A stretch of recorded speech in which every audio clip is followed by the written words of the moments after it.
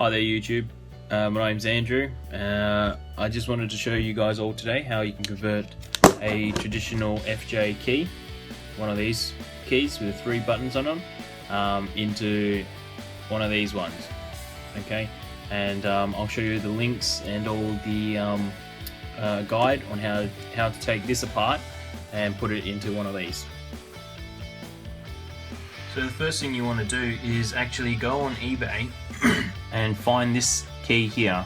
So it's a folding remote key and it's just a shell for a Toyota FJ with the 3 buttons.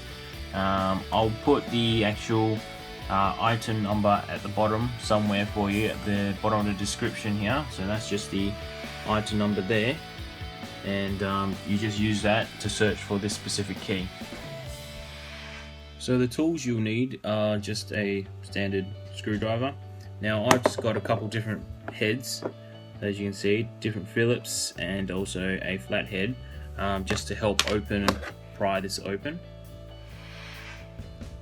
Now to open one of these keys, there's just one screw that you need to unscrew, and it's just a Phillips head screw, and it's right there, and you just got to unscrew it. So I'll show you how to do that.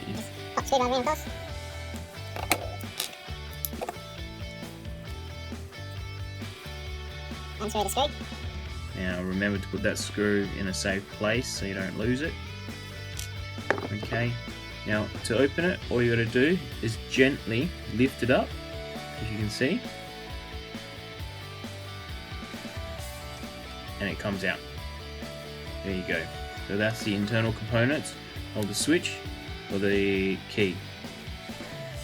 Now since you've opened it, the next bit is to convert your screwdriver into a Phillips. So using the flathead screwdriver, sorry, put the flathead just in between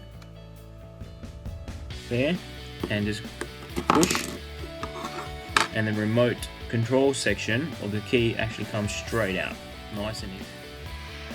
Now to open one of these flip keys, what you got to do is you got to use your Phillips head screwdriver to open 2 screws. One of them is right at the back here, and the other one is just at the top here. I don't know whether you can see it, but it's just there. So you just got to unscrew both of them.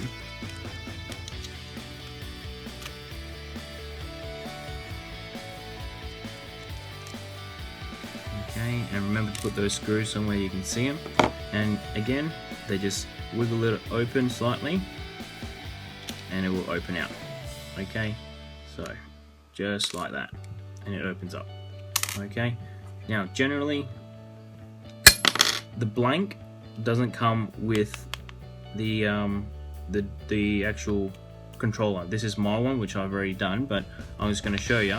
This is the exact same controller as the one from your spare key or your master key. Now, just a point of advice. If you just slide this straight into the new key, the new case housing, the key that you put in your car will not work. Okay, I'm just going to let you know now. There's a transponder in here that needs to be repositioned in here in order for this key, the new key, to work, and you don't have to reprogram it. All you got to do is put the transponder that is in here into here, which I'm going to show you now. Now, all you got to do is open this. Now this has a battery just underneath it, and the guide here just tells you to use a coin. I don't know if you can see that, but it says use a coin. But I'm just going to use a flathead screwdriver to do it. All you got to do is pry it open. Gently. And all the plastic housing generally comes off pretty quickly. Okay, so once you've done that, it comes open, and there's your battery. Alright. Now, if you look carefully, this here, this black strip here, is your transponder. This is what allows you to start your car, and this is what programs your key. This needs to be within close proximity to where you insert your key in order for the new key, the new cut key, to work. So what you got to do is you gently, using your Phillips your flathead screwdriver, pry it out. Okay, now it generally is a bit tricky to get out, and just pull it out a little bit like that, so it's up a little bit, grab yourself a little needle, alright, and underneath it, okay, push up.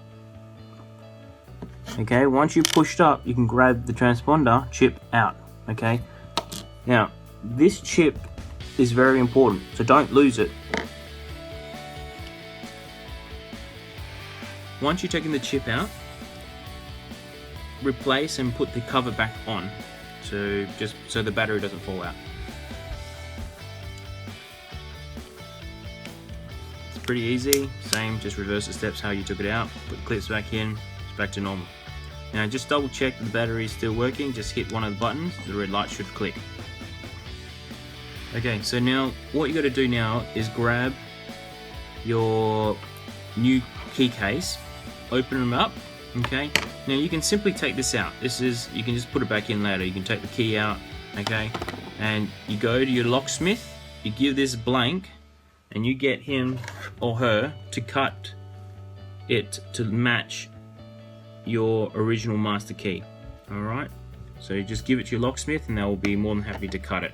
It doesn't cost you that much to cut it anyway. Now, grab that transponder chip that we've taken out before, okay? This transponder chip actually fits perfectly right next to the key. This little slot here has been designed specifically to put that transponder chip so it's nice and close proximity to the key where it rotates. So you need to move it from here, okay? So the easiest way, all you got to do is slide that in there.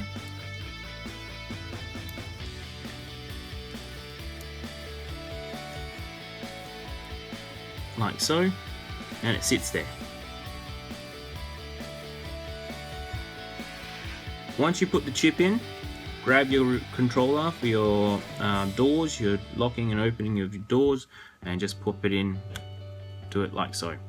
So obviously that's what it looks like on the other side. Alright. Now all you gotta do is you grab your spring loaded key and freshly cut from your locksmith, grab the back cover of it and put it back together. Now just a note, it's very important, once you get the key in like so, you need to wind the spring, okay? So the spring gets hooked on pretty easily, but you got to wind it towards your left. You got to remember that, because when you when it springs out, it needs to spring out towards your right. So by springing it towards your left side like that, it's going to spin outwards like so. And all you have to do now is grab the other side that you've just put together with the transponder chip, make sure it's still in there, pop it in, flip it together, grab the ring which attaches to your key, so then you can attach it quite nicely, and it just goes at the top. So just open up the top.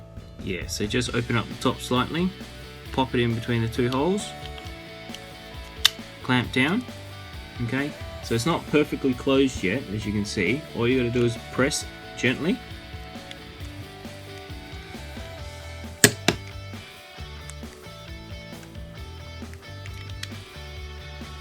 There you go, and it clips into place. Alright, close the key, so then you get basically that, and grab the original screws. The long one, the longer screw goes in the back of it, like so.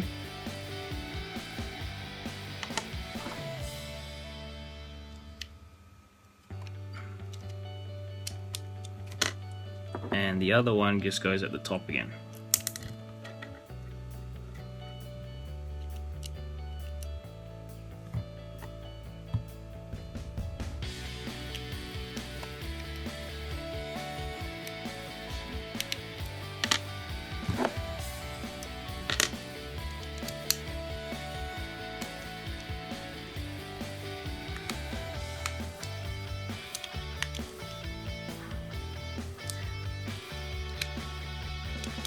Alright, and you're done.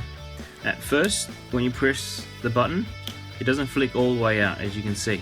Okay, so what you got to do is at the back, just loosen the screw a quarter of a turn, and it works.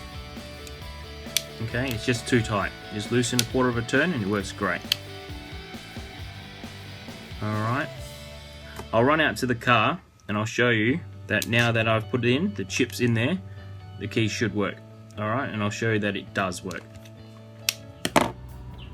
Okay, so we're just outside now where my car is. Here's the new key. Alright, so that's my car.